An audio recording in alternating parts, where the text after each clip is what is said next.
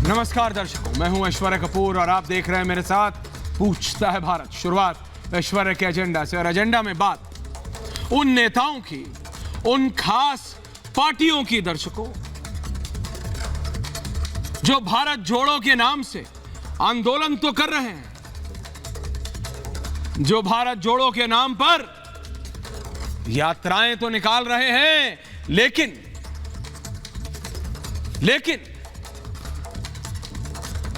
न जाने वो देश की जनता यानी आपकी आंखों में धूल झोंकने की कोशिश कर रहे हैं या फिर अपने ही पार्टी के नेताओं की आंखों। जी हां, ठीक सुन रहे हैं, क्योंकि अभी तक उन नेता विशेष माननीय राहुल गांधी जी को अपनी ही पार्टी ने अपना नेता नहीं चुना है या ना चुन पाए। पता है क्यों? क्योंकि जब कोई फेक न्यूज आती है ना, सुनिएगा भी ध्यान से, फेक न्यूज कि चीन के सैनिक भारत की सीमा में घुस गए, यहां झंडा गाड़ दिया, चीन के सैनिकों ने यहां मशीन ले आए। गलत विजुअल्स चला रहे हो शर्मा, फिर बात चीन की हो रही है, वो विजुअल्स की। वो फेक न्यूज को पेडल करने के लिए, उस फेक न्यूज को आगे बढ़ाने के लिए 1000 बार 10,000 बार ये नेता एक के बाद एक टिप्पणियां करते हैं, सवाल उठाते हैं। किस पे? अपने ही सैनिकों पे, भारतीय सेना के शौर्य पर सवाल। ये कोई पहली बात नहीं है, पहली बार नहीं है, माफ। सर्जिकल स्ट्राइक हो, उड़ी अटैक, कुछ भी हो, ये सिर्फ अपने सेना के शौर्य पर सवाल, अपनी राजनीतिक, हाउ डू यू से सो, कि जो एक गैप है उनकी राजनीति में, क्योंकि वो विरोध, उनकी राजनीति क्या है? मोदी विरोध। तो मोदी विरोध करते करते देश का विरोध कब हो जाता है? पहली बार हुआ था ना, जब पहली बार किया तो लोगों ने कहा, कुछ लोगों ने जो तब कांग्रेस पार्टी में थे, यार गलती से हो गया होगा, गलती से। अपनी सेना का विरोध कैसे कर सकते हैं कांग्रेस पार्टी के नेता?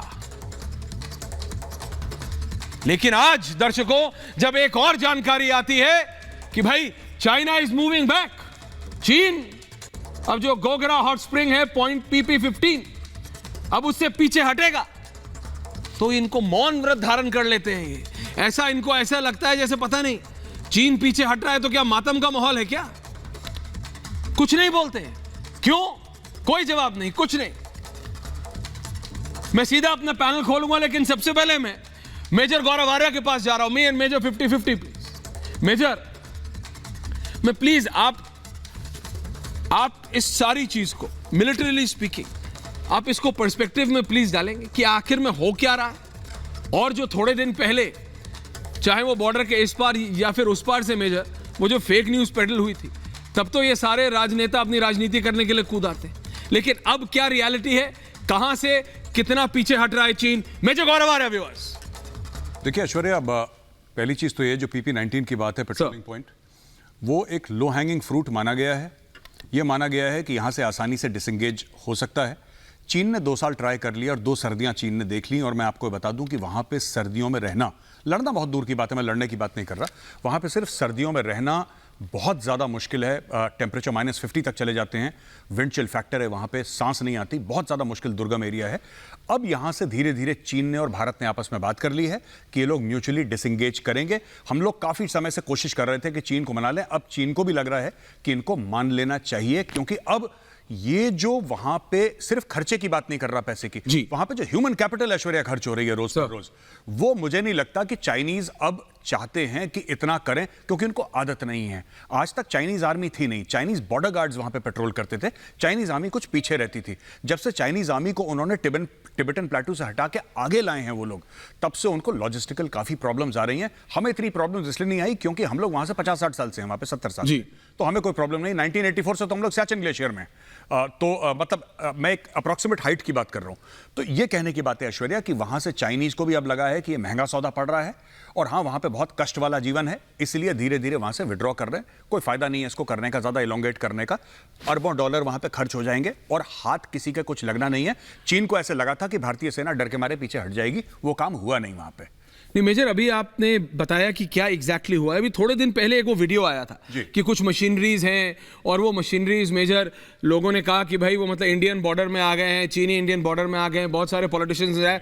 मेजर जनरल जीडी बख्शी भी जुड़ गए। जनरल साहब मैं आ रहा हूं आपके पास इन एग्जैक्टली 2 मिनट्स। पर मेजर मैं चाहता हूं जब इस तरह की फेक न्यूज पेडल होती है तो हमारे अपने पॉलिटिशियंस, चाहे आप मोदी के सपोर्ट में हो मोदी के विरोध में हो, वो इस तरह की न्यूज को ज्यादा पेडल करते हैं कि भाई देखो भारतीय सैनिक। मैं ये कह रहा हूं सर, उसकी क्या रियलिटी थी, क्योंकि जनता को मालूम होना चाहिए देश को। देखिए चाइना जरूर इक्विपमेंट लेकर आया, लेकिन चाइना अपनी तरफ लेकर आया था इक्विपमेंट। चाइना हमारे देश बॉर्डर पार नहीं किया था ना सर? नहीं, बॉर्डर पार नहीं करा। लाइन ऑफ कैसे बॉर्डर पार कर देगा? लाखों इंडियन आर्मी खड़ी है हथियार लेके, किस तरीके से पार कर लेगा? ये क्लैरिटी होनी चाहिए जी। चाइना ने जरूर वहां पे इक्विपमेंट लाया है, चाइना, इसमें कोई डाउट नहीं है। और चाइना वहां पे जरूर कंस्ट्रक्शन कर रहा है, इसमें भी कोई शक नहीं है। लेकिन चाइना अपने इलाके में कंस्ट्रक्शन कर रहा है। अच्छा, फिर भी ये वायलेशन है, क्योंकि जो हमने अग्रीमेंट साइन करा था चाइना के साथ सर, उसमें यह था कि जैसे हम लोग बात करते हैं कि 10 kilometre from the line of actual control, वहां पे कॉम्बैट एयर पेट्रोल्स और किसी भी प्रकार की सॉर्टीज हैं, एयरफोर्स रन नहीं करेगी। चाइना ने वहां पे भी सॉर्टी रन करी, लेकिन फिर मैं बता दूं, चाइना ने सॉर्टी करके लाइन ऑफ एक्चुअल कंट्रोल पार नहीं करा। चाइना अपने ही साइड थी, लेकिन हमारी एक अग्रीमेंट थी उनके साथ कि आप अपनी साइड भी नहीं करेंगे, हम भी अपनी साइड नहीं करेंगे। आज की तारीख में चाइना भी कर रहा है, भारत भी कर रहा है। तो ये बात है ऐश्वर्या, आज का ये सच है वहां पे। This is the reality.